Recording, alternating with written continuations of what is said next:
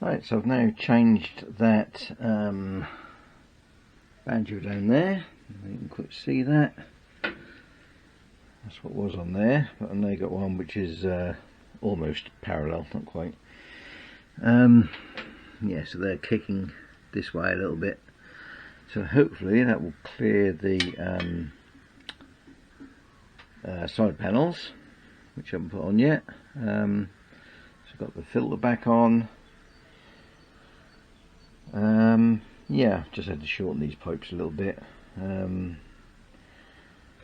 These are a little bit stiff really. I don't really like these pipes. It's a bit more flexible really. Yeah, so I'll get the panels on and then can take it out for a little run. Side panels back on, and there is just enough space there. A little bit close for my liking, but yeah, I did just have to warm these pipes up and put a little bit of a bend in them. Stop them pressing too much on the side panel. HT lead is a little bit tight there as well, so I might have to get another bit slightly longer. Yeah, other side is okay though.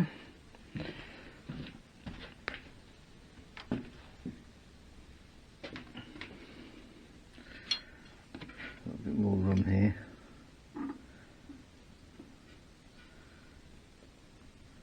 Still a little bit too close. I think I'm going to try and get some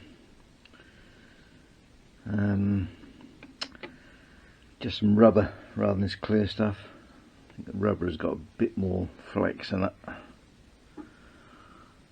This is especially some rubber. I don't know whether these are different. I've got pipe from different places, but this one is much more, or much less flexible than the other one for some reason. Yeah, but they're on anyway. Yes, I might take it for a little run out.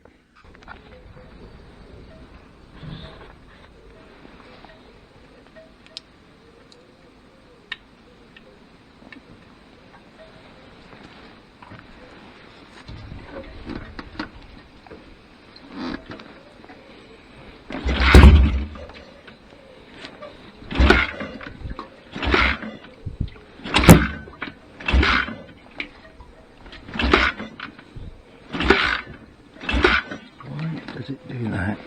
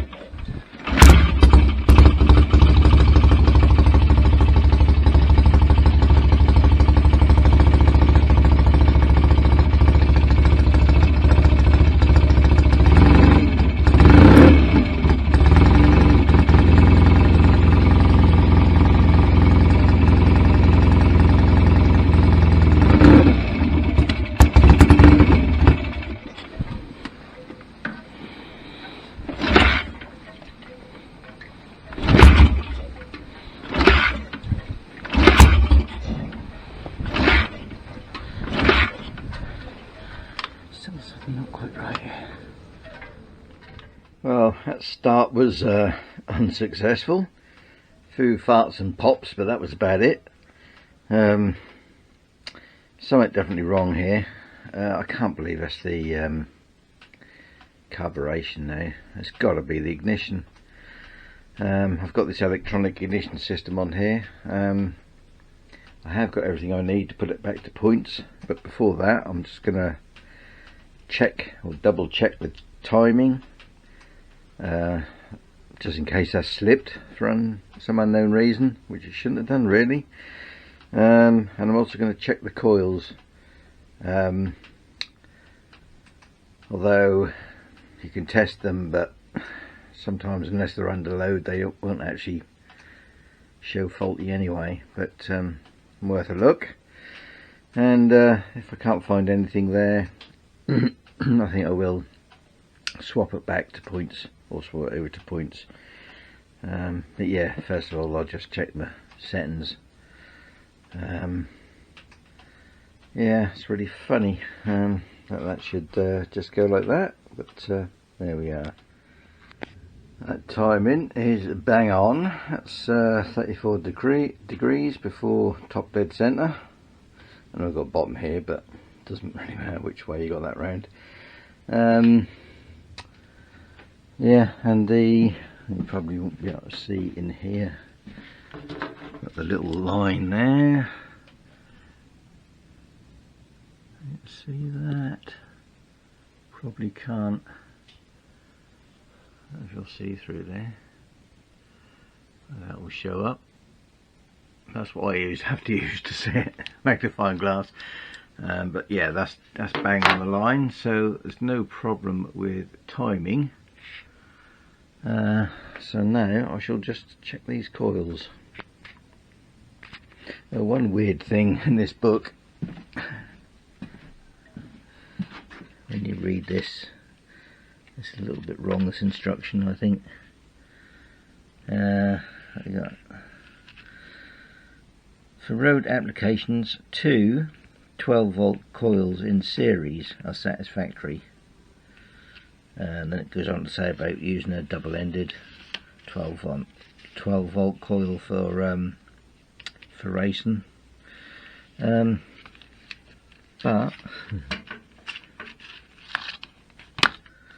the diagram is 2 6-volt coils, which would make sense because obviously they're in series. 12-volt, but yeah, so their wording there is a little bit wrong. Yeah, so I'll check these coils. I have to just have a look and see what they should be, and then I'll give them a measure. Right, just measure these coils. Let's measure my leads first. 0.2, well, 0.2, 0.1, so there's not a lot of resistance in these. Let's go across the primary.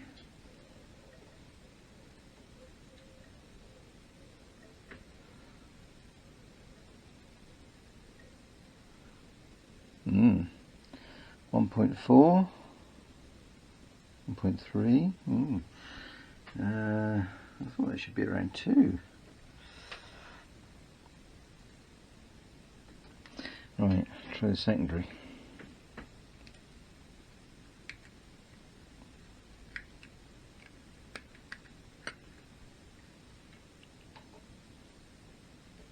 Oh, yeah, put that on 20k. Try and hold that on the. These are non-resistive caps, so there shouldn't be anything, well, not much resistance in them at all.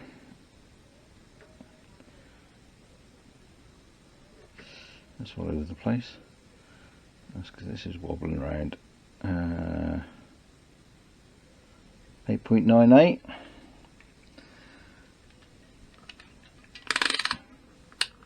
Right, let's check the other side. Right, so we're on 200 ohms.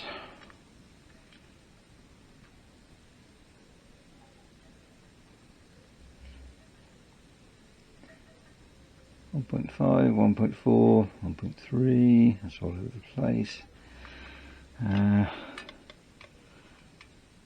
Perhaps these coils aren't what they're meant to be. That could be the trouble all along. 20k.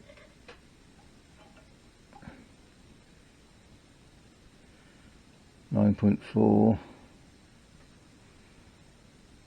Yeah, 9.4. Right. let me check the spec what it should be, because they might not be enough.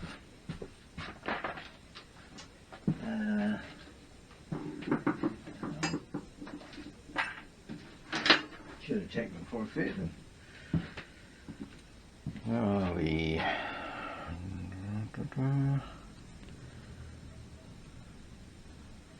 Well,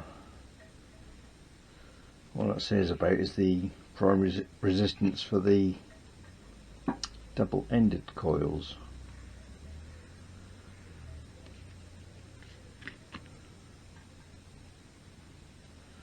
Oh, we've got the recommended ignition coils here. I'll look that up and see what they should be. Well, couldn't find any specific specs for these coils, but 6 volt should be 1.5 to 2 ohms, so kind of there, I guess. So next thing to check is the coils in this. So I need to get on the end of the wire that goes up to the magic box. So that will involve taking the seat off. Right, seat is off. If I can get this set up so you can actually see it. Somewhere there. This is the black box I've got just mounted under the seat. I've just disconnected the white, black and yellow black. This is the end which goes down to the coils in the pickup, and that should be 146 ohm between the coils.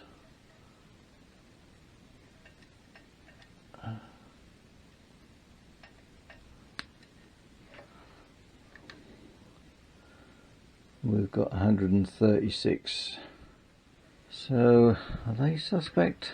I mean, that's close.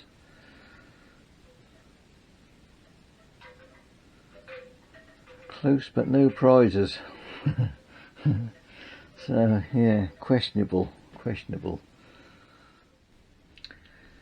Well, I cannot come up with any definite failure on the system. I think what I'm going to do is just put the points in anyway, which obviously means a lot more work, but just to rule it out really, because I can't come up with anything else. Pretty sure the carb settings are all okay. I've checked the valve clearances, everything like that. That all seems fine. Yeah, stumped. So I think that is the only way to go really, is to put the points back in. Yeah, just have to get on and do it, I think. New points and condensers fitted. This auto advance unit is not that great. Not a lot of spring tension on it, but we'll have to see how that runs. Yeah, they did actually have some black, white and black, yellow wire, so that was handy. So I'll now get the coils in and wire all this up. Right, that's both the coils wired in, black, yellow to the right hand side. This is a negative wire, so I'm running the positive earth across to the negative here, and then onto a little fuse which comes off the negative terminal, and the black, white on the positive this side. For the left hand, put the seat back on. I'll reconnect the battery, and then we can give it a go and see if we've got a spark. Yeah, unfortunately I haven't got any rubber boots for these. Let's see if I can get some. Yeah, but apart from that, all should be good. It'll come up on here or not. I just turn the ignition on, turn the light off. Get good view. 1, 2, right.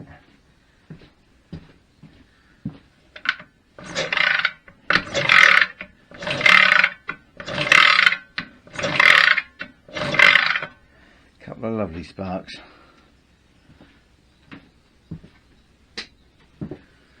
Light back on, ignition off. Right, so what I've got to do now, put the plugs back in. Exhaust has got to go back on this side. Yeah, unfortunately I do have to take the exhaust off to get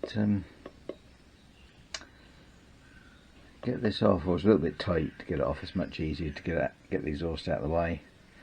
But yeah, I can get that back on now, and hopefully it'll fire up.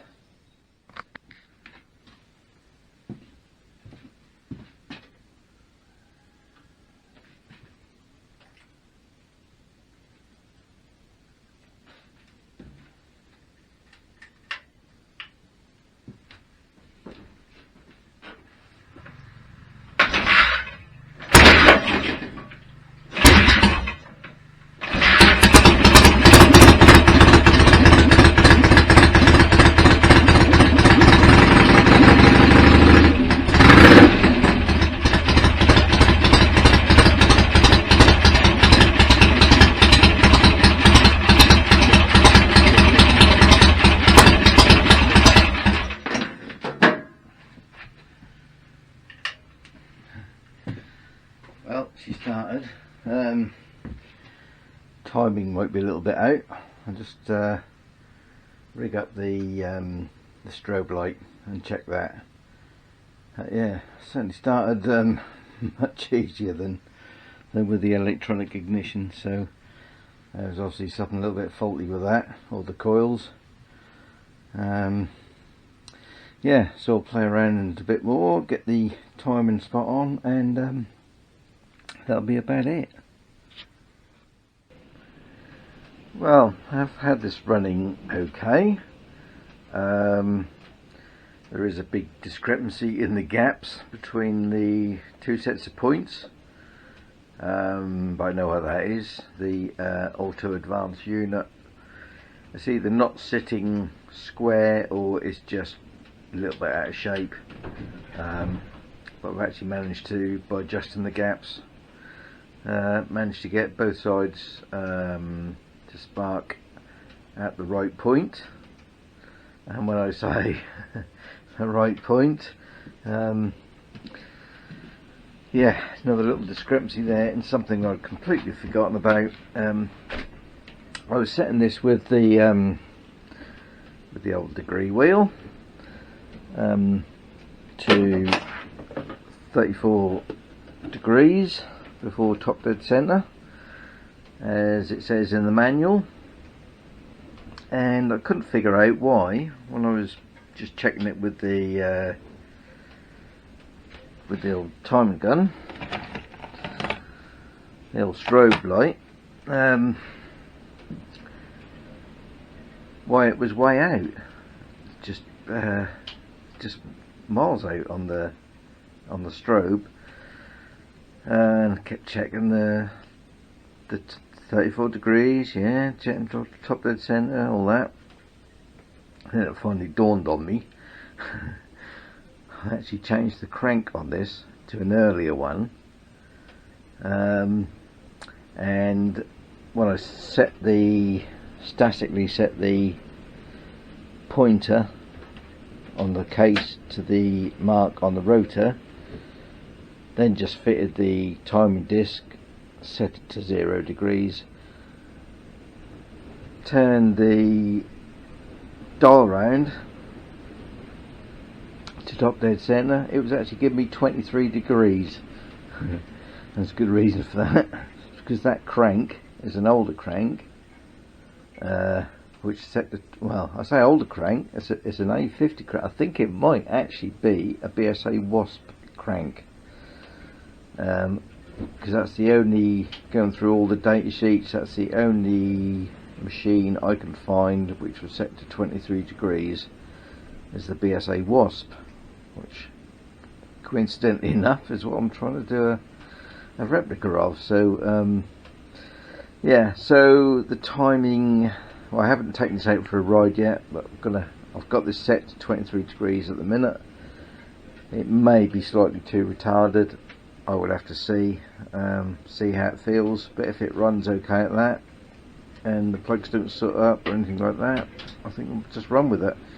And if it doesn't, I can always just slightly keep advancing it until I get it to run spot on. Because as I say, look, with modern fuels, you want to be slightly retarded anyway, although 34 to 23 is quite a lot retarded. But yeah, we shall have to see how it goes. Yes, I'm going to take it out for a run just to see how that goes. But yeah, certainly with the points, it is starting so much easier no matter where I seem to put the time in. It just got lovely fat spark, much better than the electronic ignition, which is another thing. I was also trying to, that might be another factor with that, because I was timing that to 34 degrees. So yeah, if I'd thought about it soon, I probably could have just tried the electronic ignition at 23 and see if that would actually start nice and run well. But yeah, I think we're kind of answering some of the queries and the problems that I've been having with this. Yeah, that's how I got that new carb on there, which has made a hell of a lot of difference. It's much smoother action on that. Yeah, so it's all looking good. Just got to put the side panels back on once I've finished messing around with it. But I think that may well have maybe, well, not cured the problem, but at least I know a bit more where I am with it. And yeah, we'll see what it's like on a run out anyway.